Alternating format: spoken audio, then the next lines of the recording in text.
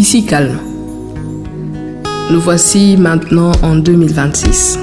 Premier podcast de l'année. Première écoute de ma voix, bien sûr.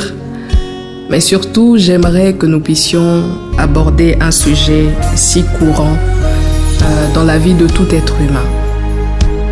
À chaque fin d'année ou début d'année, nous prenons des résolutions.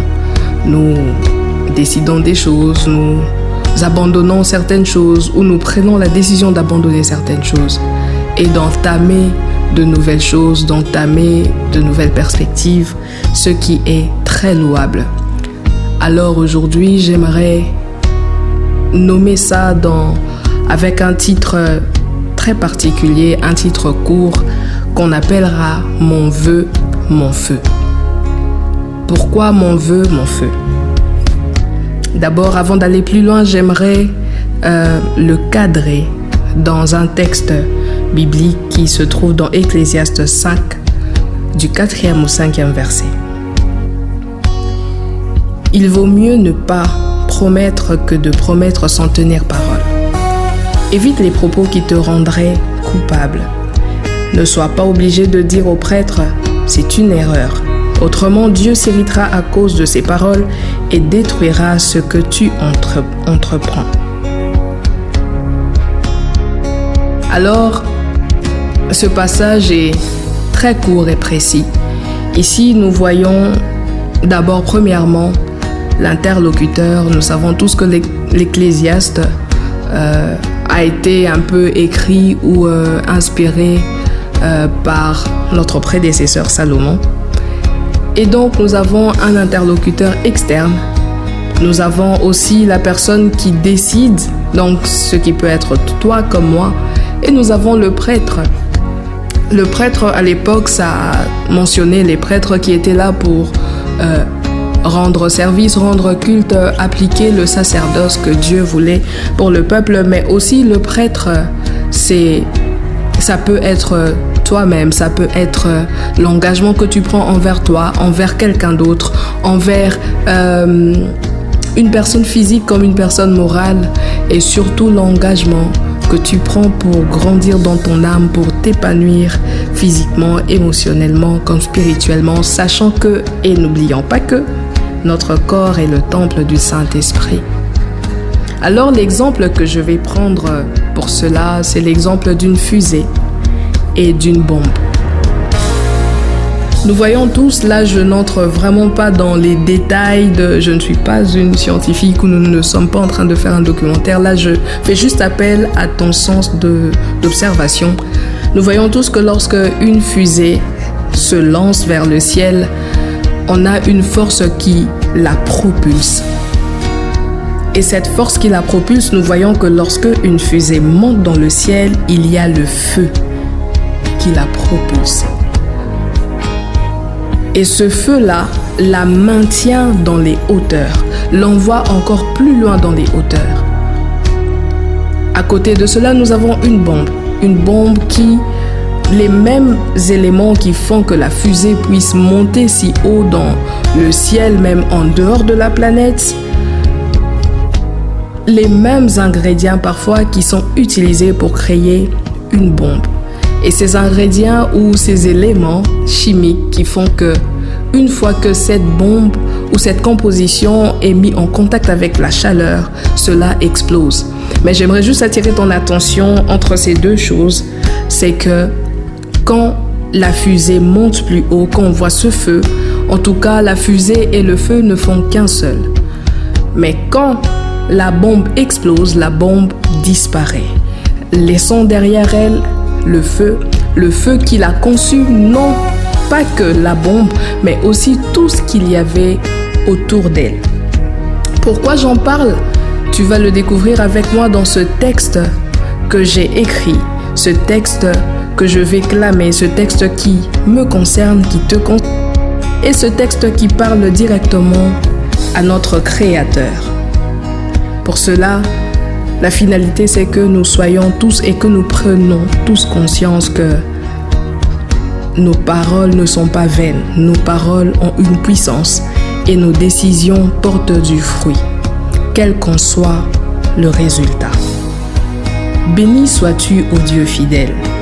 Autant tu préserves ton amour jusqu'à 1000 générations, tu m'apprends jour après jour à faire de ta parole mon essentiel, afin qu'en moi ta vie soit en perpétuelle manifestation.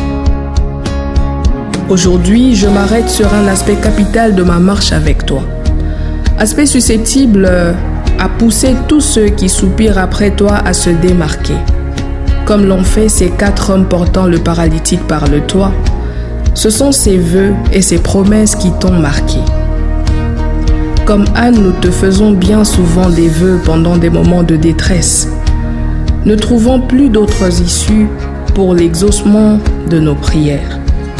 Conscient de ton intérêt à ce que nous te faisons comme promesse, une fois exaucés, nous renions nos engagements comme Pierre. Alors j'entre en moi-même avant que le coq ne chante, tirant ainsi pour mes frères et moi la sonnette d'alarme, avant que les conséquences de nos fautes nous hantent. Sentinelle que je suis, je me tiens dans ta parole qui est mon arme. Oui, nous désirons monter plus haut avec toi.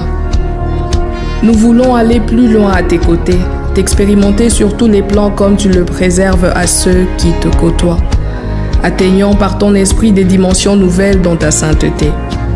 Voulant bien faire, nous nous engageons sans réfléchir.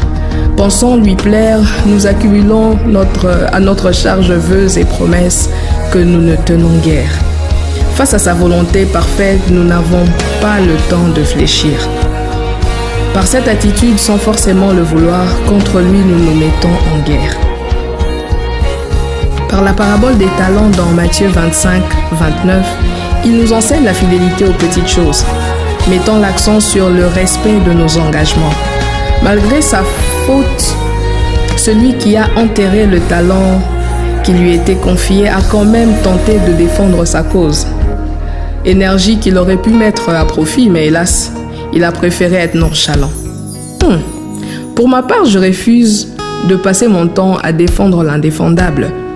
Oh oui, ma sœur, refuse d'œuvrer à ta propre perte par ignorance. Mon frère, refuse que par tes excès, tu ne lui sois plus agréable.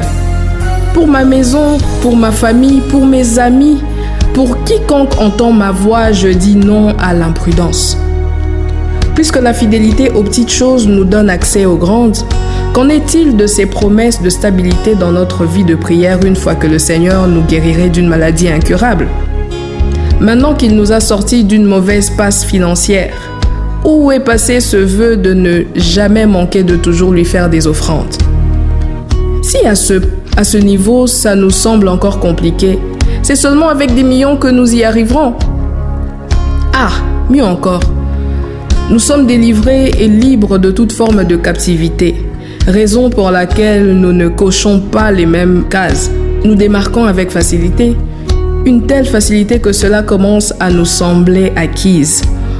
Or, ça ne peut qu'être la manifestation distincte de la grâce de Dieu sur nos vies.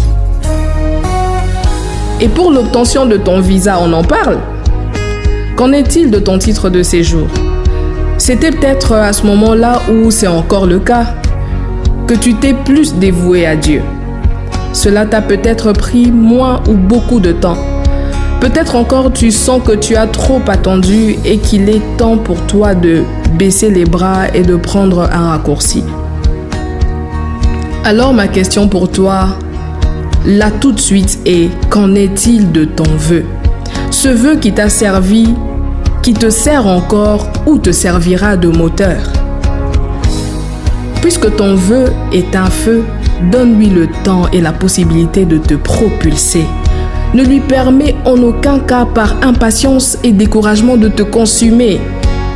Alors je te rends grâce, Père, pour ta bienveillance. Nous le vivons très mal pour la plupart du temps, mais tu es tellement riche en bonté que tu nous préserves de ta colère en marchant à notre rythme avec tant de patience. En cela, je réalise à nouveau que tu nous aimes tant. Pour ces promesses non tenues, tu as été miséricordieux. Maintenant que tu nous as délivrés de l'ignorance, aide-nous pour nos engagements à être sérieux. Que ton bon esprit éloigne de nous toute forme d'amnésie spirituelle et intellectuelle susceptible de faire de nous des fils oublieux, afin que, ô Père, notre dévouement te parvienne tel un chant mélodieux. Ainsi, mon vœu ne se transformera pas en feu qui me dévorera, mais continuellement il sera un mets succulent que tu consommeras. Ta bénédiction me poursuivra, et l'œuvre de mes mains jamais ne tarira. Ta racheté.